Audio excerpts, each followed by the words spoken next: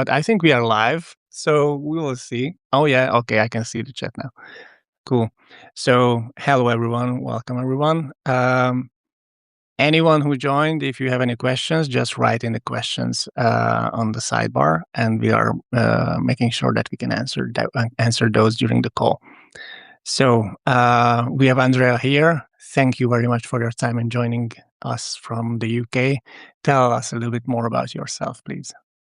Oh, thank you. It's a pleasure to be here, and thank you for having me here in the first place. So, yeah, hi everyone. My name's Andrea. I am a strategy and management consultant. I work in the UK. My field of expertise is research and higher education. So I tend to work with universities, corporate actors in this space, research funders, both nationally and internationally. But what I do is, generally speaking, what most consultants do, which is advising clients on how to solve the problems.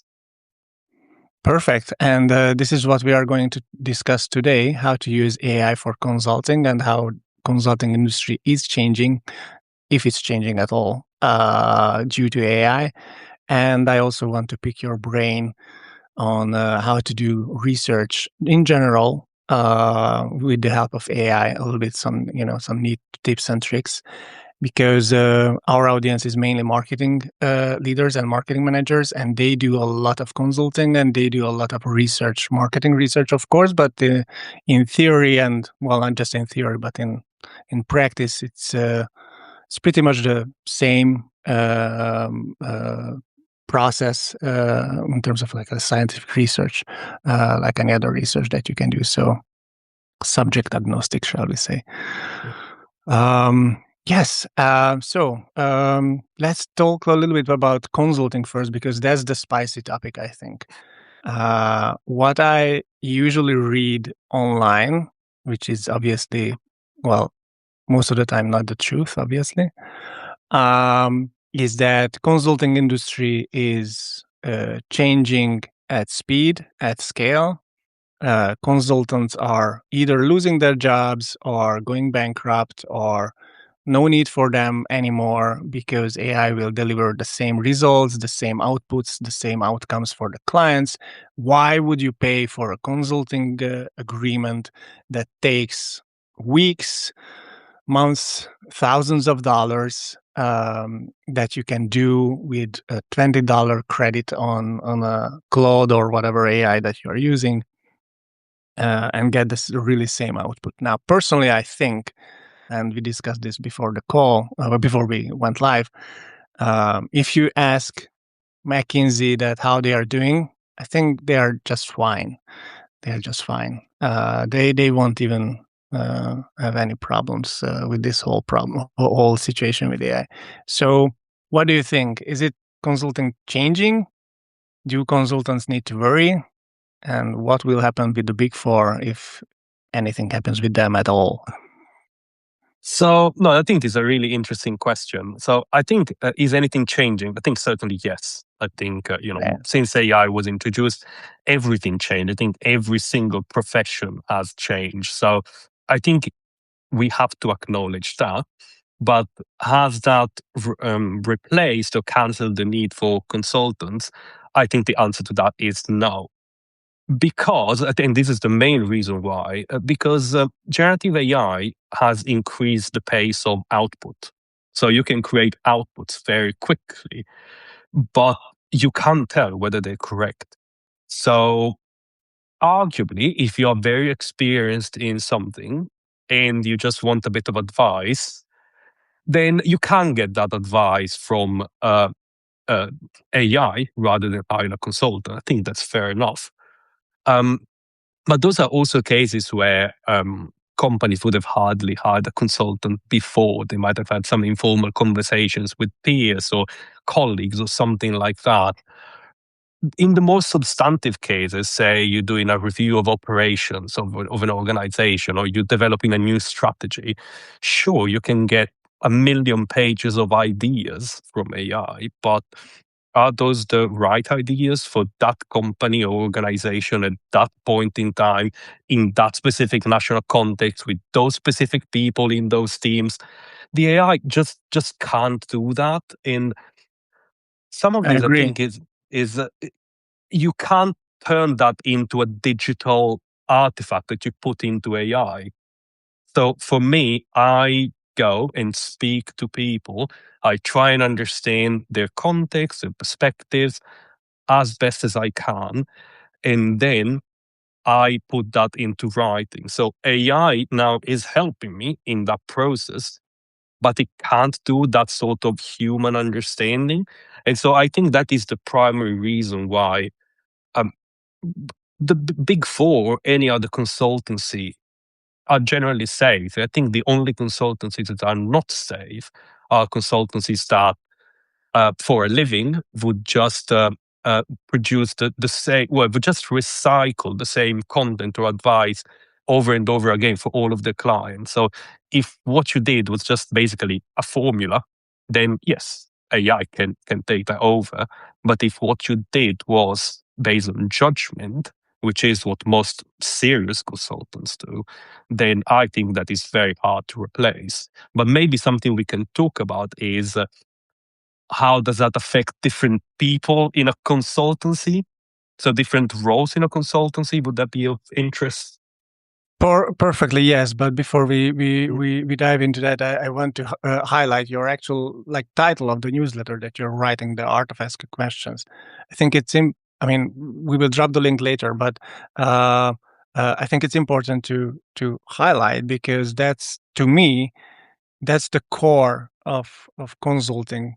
Yeah. The ability to ask questions in situations where all of the stakeholders that are there are either not able to ask these questions, they are afraid to ask the questions, they are not validated to ask the questions, or the asking the questions is too risky, or they just don't have the capability to ask the questions. Um, they just don't. They are not aware of the situations that they have or the problems they have. Well, usually the problem is we are aware of the problem. Otherwise, we wouldn't talk to the consultant. But still, the consultant is there to facilitate this change by asking the right questions. And yes, AI also can ask questions, but it's really hard to facilitate that whole process and workflow without a human uh, connection or consultant. So No, yeah, I I agree. completely agree. And in that specific regard, again, so say I'm doing a project and I need to deliver some materials to run my interviews. I could put the scope of work into Claude and ask it, give me ideas for interview questions. And, in fact, I do. But then picking which of the questions generated are right, first of all, then are they being asked in the right way? So that is really the art of asking questions. So you can risk bias in the participant, or if you ask questions in the wrong order, you bias the flow of the conversation and how people feel throughout the conversation. So there is a lot there that, yeah, again, AI can give you the output, but then it's not a mechanical exercise to understand what works and what doesn't. It's a deeply human trait, and I don't think AI can do it. Perhaps not now, maybe in future, but at the moment, the tools that we have at our disposal can make everything faster in consulting, and in fact, I think they have. But they haven't really replaced that, yeah, as you called it, the art of asking question. Yeah, and also not just that, I think, but also I mean, I worked as a marketing consultant for a long years, and there are those situations when you do know what needs to be done, you do know what should be done to achieve that goal that they are pinpointing in the future, but it's just, I don't know, the people, the processes, some scenario that just not allows you to achieve that goal, or just handing over that advice that you personally think that it will be helpful for them. So there is also like emotional element, I think, which is, I mean, it should be facilitated by a human. I mean, we have these emotions. We know where's the limit. We know where we can go, how far we can go with the advising and the consulting that we are advising to our clients. Yeah, 100%. It's the ability to read the room that's in front of you. Yes. Yeah, Claude can't do that. Again, maybe not yet, but at the moment, it's a highly sophisticated tool. I had a previous conversation where we debated: is it a tool or is it something more? Generative AI is probably more than a tool, but it's not yet at the point where we can trust it to apply appropriate judgment to decisions that are consequential. And actually, when you have an interaction with Claude or ChatGPT, at the bottom of each output, what it does is it asks you, "What about I do this next or that next?" And it doesn't know. It's just telling you there are things that it can do, but are those the right things? It doesn't know. Oh, I love what Dan said. By the way, it's so almost like poetic. By the way, that only human experience can articulate the silence. That's so true, and that silence is I wouldn't say 100% part of the consulting work, but it's really part of the read of the room, and it cannot be replicated. But let's talk about what can be replicated or what can be, I don't know, made it faster, more efficient with AI, because there are certain things that I think we can agree on that you can achieve better now with AI. I start with an example, also dropping a product that we are doing for marketers. So when you are doing a market research, at least for marketing, that's my context. You need to start with a very broad research first, I think, to understand the market. Previously, you used market research tools for that, or just search, or spent I don't know, hours, days of doing the research manually. Now you can actually do that with AI really simply within minutes. We have a tool. It's called TriScout, Scout Map. You can quickly research the market around you with the competitors and every marketing intelligence that you have. It's combined into a simple report for you under 1 minute. But obviously, those who are doing the research should be able to ask the questions, validate the outputs, and they should be able to pull out the insights, and only those insights that are relevant for their clients or for their brands. Even our tool can do that for them. It just shortens the time of the research process on the higher level. So I think that's where AI can actually be helpful. What do you think? Oh, I completely agree. It's so I think the tasks where AI is most helpful are the ones that are mechanistic in nature, in a way. So, for example, in consultancy, you often responding to invitations to tender, so requests for proposals, and those have very specific requirements. They've got specific questions.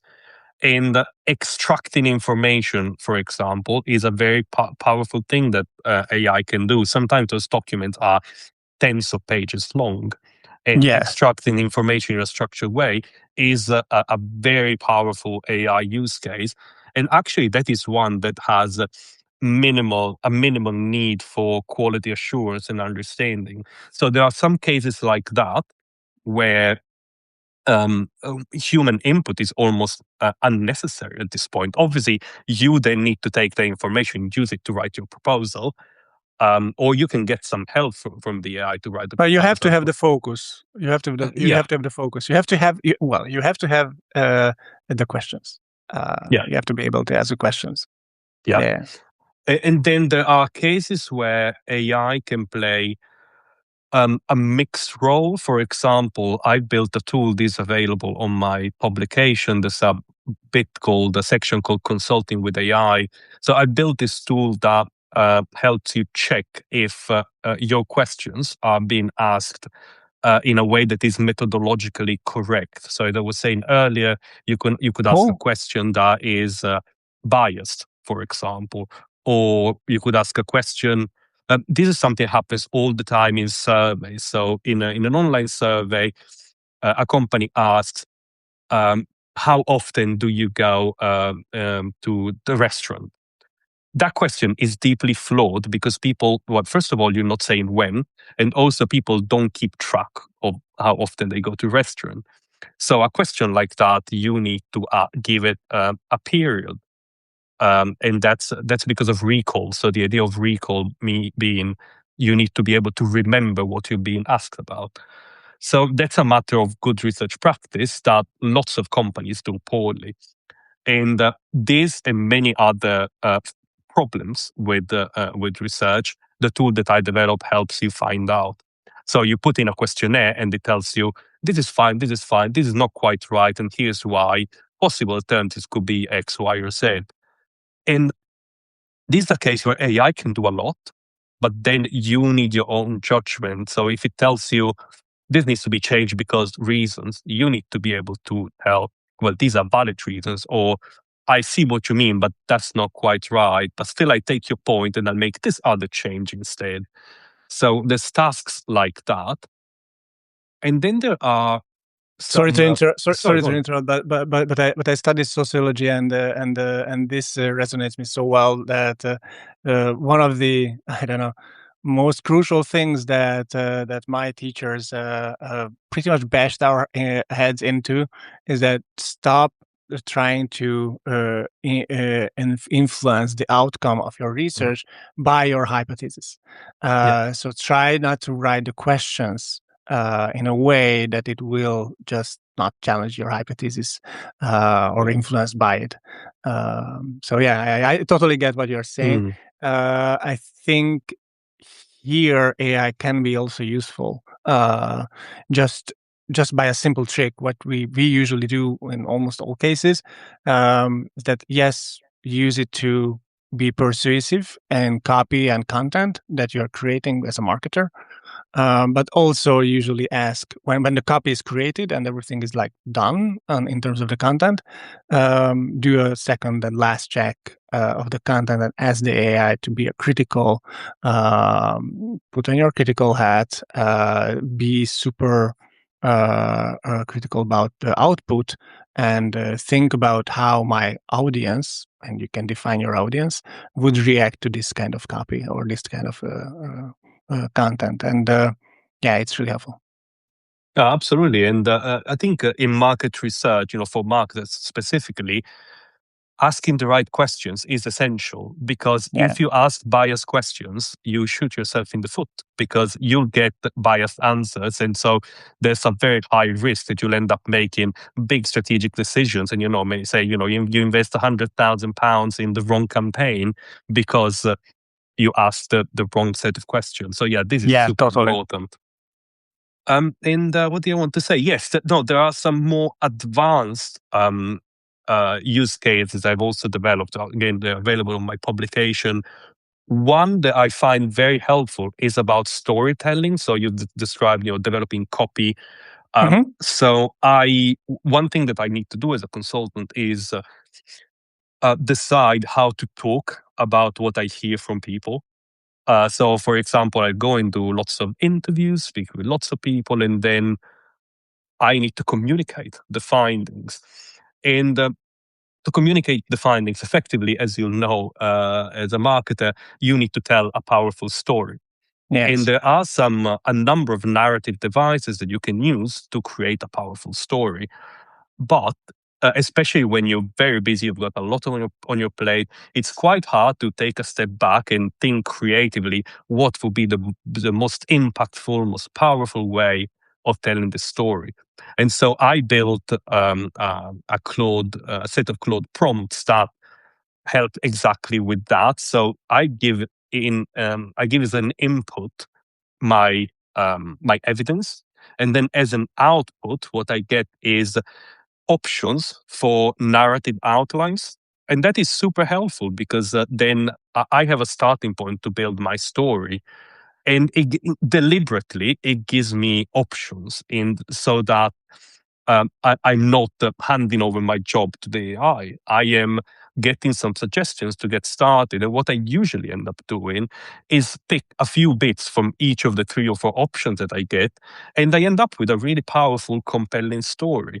And this is the sort of thing that doing it on your own generally takes hours. Whereas with AI, maybe within 1 hour, I've got a strong narrative that I can use. And perhaps something worth mentioning here is that a use case like this requires you to be sufficiently senior and experienced in whatever it is that you're writing about. Because if you're at the beginning of your career, you end up with 3 potential narrative arcs, for example, and it will be very hard for you to tell which of these is going to resonate with my specific audience at this specific point in time. So that is one where you do need a bit more of an instinct about what's right. But And that's the human part, I think. Sorry to interrupt again, exactly. so well, as marketers, usually we do a lot of reporting, right? So we do the campaigns, and the campaign's finished, and there are performance reports, and you need to present it to your seniors and leaders and C-suite. Where did that insane, crazy amount of money went, and what happened with that, and what are the results, and what is the ROI there? Now, obviously, no one, like not even us, is interested in the details. In the this is the channel that converted X%. Like, I'm sleeping already. But those are still important, and those are still has to be presented or at least documented to someone to back your findings and stuff. But the executive summary is the one that is really important here. And the way that we changed doing reporting with AI is fundamentally different now. I think that we compared to how we did like 2 to 3 years ago. That the data hunting and the scavenging of the details, shall we say, is pretty much all automated now. Around a year ago, only the data collection was automated. The data presentation wasn't automated and generated by AI. What I mean by that, the beautiful charts and stuff. Now you can also do that with AI. But even at that point, it's really hard to summarize everything up with AI, because you will end up a generic story, you will end up a generic summary, you will end up with a generic summarization of the details, which is fine from an LLM perspective, obviously, but it's not fine from a consultant perspective, from a leadership perspective. So yeah, I agree. The only thing that you cannot outsource now is the story part. Yeah, And that's part of the reading the room, by the way. Well, knowing your leaders and then the people that you're working with. and I think there you made a very important point, which is about how do you well take essentially taking responsibility of everything that comes out of the AI. And Yeah. it's a very big difference between casual use. So I'm using AI to find out about something in my personal life. And so even if it's not 100% precise, as long as it gives me what I need at that point in time, it's like Googling something, whatever. Yeah. So the risk of errors is really minimal. But when you use AI professionally, then there are very high risks, especially reputational risks, if you don't do it right, if you don't check it, if you don't validate everything. And I find that now a lot of my time is actually going in there because Validation, yes. yeah, AI gives me so much output, and usually I think a good 75% of it is reasonably correct. But quite often the logic is a bit flawed or a bit oversimplified. The sources might not be exactly right. I mean, something I mention all the time is that AI. I use Perplexity a lot for my searches, and And that's a quite good choice. quite often it will tell me, blah blah blah source, and then you open the source and you realize that what Perplexity has told you is actually not quite what the source is saying. So it might be that, well, it's usually a generalization or slight misinterpretation of the original source. But if you go to a client and say whatever it is that Perplexity told you confidently, and they ask, "Oh, really? I didn't know that. How? Where did you find out?" And you go to the source, and the source doesn't support what you said, then you're seriously in trouble. So yeah, there is a lot of effort going into that validation work. I have a good tip for that. Although this, I don't know, podcast or episode or whatever it is not really about like tip sharing, and I'm also my newsletter is not about tip sharing either. But still, it works. And around most of the research that not just we do is about like market research, and most of the marketing data that we do is based on shall we say, not 100% Harvard Business Review style resources, right? So most of the data are found in either PR studies. Other companies did their own data sharing, and not 100% verifiable sources and scientifically accurate numbers, shall we say? So which means most of the stuff that we do has to be double checked all the time. And if it would be us humans do that, because AI presents insane amount of output through the research, we would end up probably at the same time of just checking that amount of data compared to pre-AI, when we had less data because we had less time to actually do the research, but we didn't need to double check it everything because we were the ones who were harvesting the data on the first place. So it's pretty much the same time. So I think the goal here, and this is my trick, to decrease or at least filter the amount of time that we put into reviewing and filtering. And what we did is really like easy, everyone can do. Use any kind of AI agent that you have. Even Claude Cowork can work. That's fine. You will write probably the report by someone or by some other LLM, either Claude or Perplexity or whatever, and then give that report to Cowork to double check all the research, all the sources, all the links, all the claims, everything that is factual claim within your study, doesn't matter the topic, should be double checked and get a report from it. It won't filter out everything, but it significantly decreases your time put into the double checking. We pretty much halved that time with that simple trick. Yeah, Because absolutely. most of the double checking is just clicking through and reading through. Yeah. And doing it again and again and again. And yeah. Yeah, I completely agree, and I do something very similar. And one of the things I always recommend is when you do exactly that. So when you put the output of one LLM into another one, is to watch out, especially for areas where the two AIs disagree, because those are the high risk area that you 100% need to check. Because if there's a clear disagreement, whether it's a source or a specific claim that's being validated, but also could be the logic or a narrative that is being questioned. If the two disagree, that's a red flag for check-in. Whereas, many other things would be exactly like you described. Just click through. Is that the right sentence? Close it and move on to the next.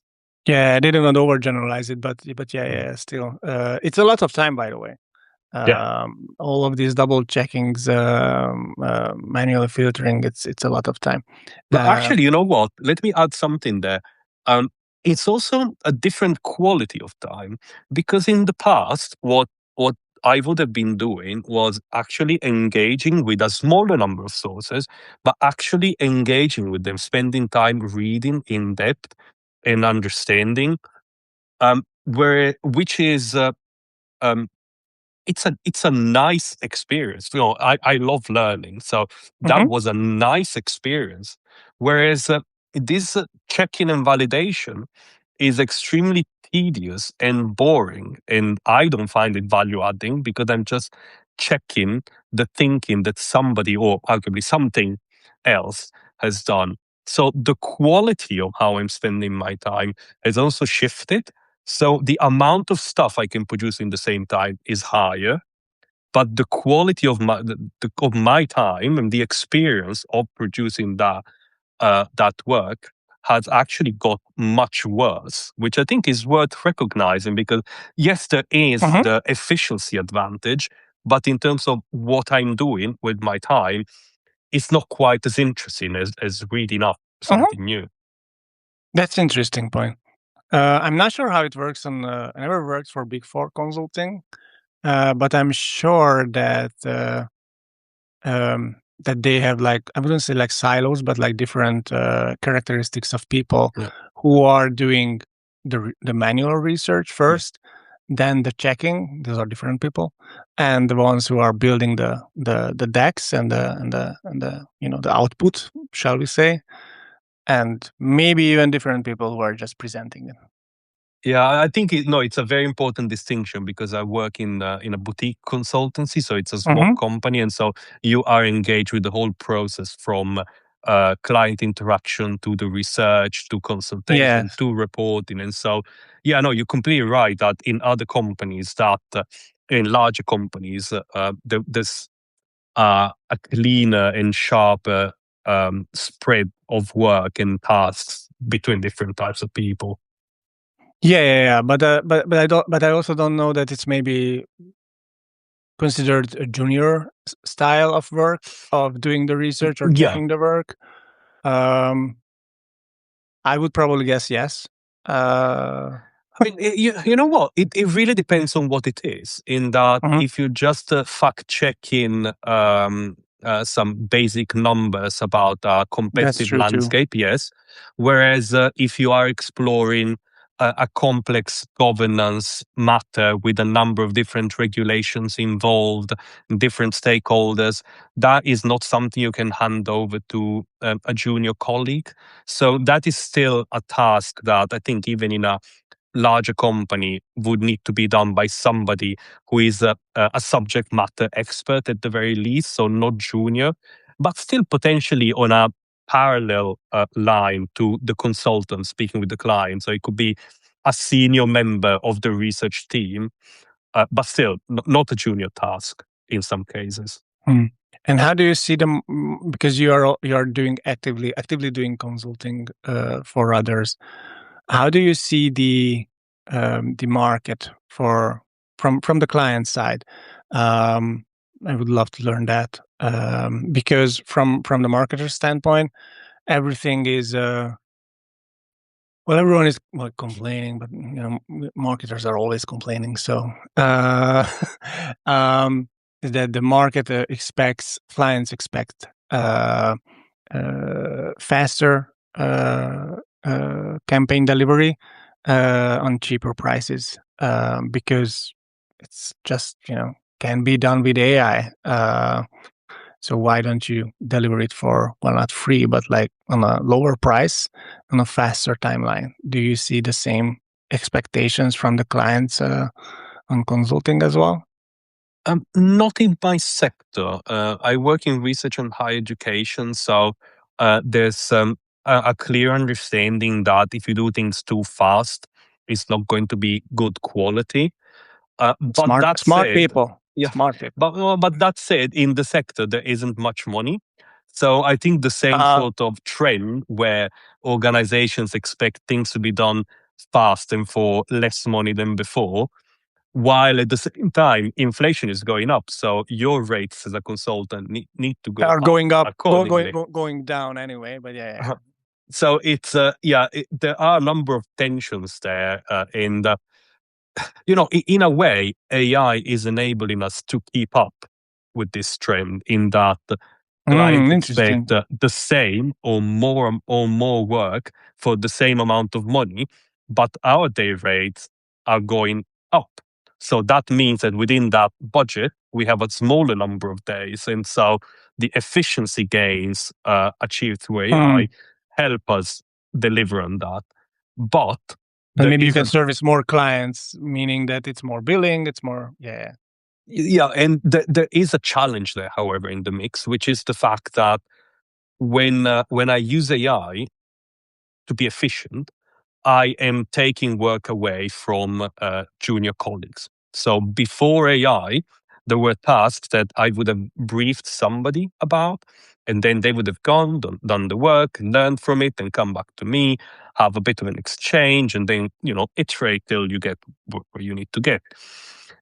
Whereas now, I have to do more myself, and there is no time for that exchange with a junior colleague. And there are some situations where it's genuinely really challenging because for companies to remain sustainable over time, you need to keep training the junior colleagues so that over time they grow into seniority, into more senior roles. But it's getting really hard because how can I make this happen if I just don't have time? I need to do the stuff with AI myself at pace. You can't stop. So that has brought in a very complex dimension into our work. Hmm. And what about the solo consultants? Let's address them Mm. quickly a bit. The reason why I think it's important to talk about it is that there are two ways. One is that for whatever reasons, we don't need to discuss that the why, but there are massive layoffs happening within across all industries, but mostly in tech and AI related or AI influenced industries. Um, and a lot of like mid manager or senior people are losing their jobs. They're turning their full time. Let me rephrase a little bit more friendlier tone. They are they are changing their full time employment into something part time or fractional or consultancy related employment. They have the experience, so they worked for 10, 5 or more years for a company or for multiple companies within the industry. So they know their work, their stuff. But the fact that they became like alone on the market is still new for them. So I think they need some support. And the second reason why I think this is important, and that's what I see from marketers most of the time, is that just because of AI and the tools that we have available right now, one or two or three, maybe four people, high performers, marketers, they combine their knowledge, their clients, their workflow, everything, and they can be faster, more agile, more lean, and more competitive on the pricing as well, compared to big size agencies who have like 20, 30, 40, 50 or more people. And they have like, mid management layer, a lot of time wasted on people and how they work together and yada, yada, yada. That two to three or just a solo consultant, they don't have that problem. They just deliver their work and that's it. So it's easier. Um, and I think they still need some support on how to do better consulting work with AI. What do you think if you are just starting out or starting as a consultant um, without any industry focus, let's say for now? What are the key things that you need to do from a wetted old school consultant like us? Well, I think there's lots of things. I mean, the first one with regard to technology is to not lead with it. So if you're just starting as a Hmm. consultant, odds are that you'll be rely on some contacts or networks that you're already in touch with in one way or another. And so if you're using AI, which I think these days pretty much everybody is, you have to do it for the right sorts of tasks and activities. You might have received those random LinkedIn messages that they seem slightly tailored to you, but when you read them, you're like, no, this is rubbish. Like this is just, somebody made an AI message and sent it to me. Those I delete immediately. So, there are things that you can do with AI, but it doesn't mean you should do them. So I think keep it human when you're starting for sure is very important. The other side is, I think usually if you're starting on your own, you wouldn't be as busy as you are, for example, in my role, where we need a number of projects all at the same time to cover the overheads, the cost of the company, salaries, and all that. And so you might have a smaller number of projects going on at any given point in time. So the actual need for using AI will be smaller. So I think retaining that mindful engagement with the evidence is actually a huge benefit. And personally, I would much prefer to go back to having time to read everything in depth than where we are now. Because sure, it's more efficient, but there are trade-offs, and the trade-offs are very real. And the final thought on this as a starting point is probably about transparency, so that using AI is absolutely legitimate, but don't use it, don't conceal it. So make sure that whenever you use an AI, the client is aware that you're using AI in the first place, and that they have accepted your user AI. So what I often do in my projects is that at a kickoff meeting with the client, I will just mention, as part of this project, we are proposing to use AI for A, B, C, and D. And are you comfortable with it? If not, would you like more information? And just keeping the communication line open when using technology is super important. And because if it emerges later on that you used AI and the client didn't want you to use AI or had any reservations, then your credibility can suffer so much. And consultancy is a reputation-based business. So if you get that wrong, you're in trouble. I love that you said that because well, that might be judgmental, but still, whatever. We advise a lot to agency owners most of the time through our content and through everywhere to be very very transparent about how you use AI in the workflows uh, because it's just that, well, A, it's the nice thing to do. B, not everyone wants to see these kind of like more generic outtakes. And usually this advice is not, well, I don't know. Surely not everyone is getting it right. Not everyone getting the memo. Um, I don't know why, but I think it's super important to do because it's when you have this mixed bag of opinions about anything, not just a tool, but we do have our hesitations, our personal views about AI. When you have this highly multiple connotations around the topic, you should be, I don't know, moving a little bit ahead and calling it transparency and freely tell to everyone how and what your points of about that topic, namely that this now is AI. So it's really important. Thanks for bringing that up. Yeah, I think we should close this. If anyone has any questions, we are happy to answer those. I put in 2 links into the chat. One is for Andrea's newsletter and one is for ours. Andrea. If anyone wants anything consulting related from you, where people can find you, please tell us. Well, if it's about my my publication, yeah, the art of asking question or following the link, that is the right way to go. Whereas if it's for my professional role, through my account, you can find my LinkedIn. Feel free to connect, get in touch, ask any questions. I'm very happy to chat at any point. So yeah, feel free to let me know, and yeah, happy to talk. Cool. And thank you for your time, Piacere. Thank you for My your pleasure. my pleasure too.